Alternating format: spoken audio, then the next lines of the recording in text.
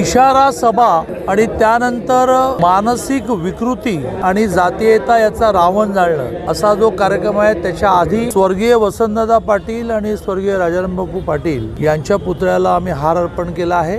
या नेत्यांनी ह्या जिल्ह्याचा विकासही केला, एक संस्कृती दिली, एक परंपरा दिली। शिक्षण संस्थांचं जाळं, साखर कारखाने, सूत गिरणी आणि त्यामुळे जे वातावरण अलीकडच्या काळात बिघडलं, शेवटी शोध लावायचा म्हटला तर कोंबडी आधी की अंडी आधी, आणि त्या कोंबडी आधी की अंडी आधी याच्यात न जाता हा वाद आता संपला पाहिजे। पण तो वाद वारानंतर प्रतिवार झाल्यानंतरच संपतो आणि त्यामुळे आज एकदा आमच्या भावना व्यक्त करून यापुढे सगळेच जण एक ह्या जिल्ह्याचं राज्याचं कल्चर मेंटेन करू, संस्कृती संवर्धन करू आणि मग अशा प्रकारची संस्कृती संवर्धन न करणाऱ्या मानसिक विकृतीला रावणाच्या रूपात जाळू। त्याला कोणाचं नाव दिलेलं नाही, काही नाही, त्याला मानसिक विकृती आणि जातीयताचं नाव दिलं।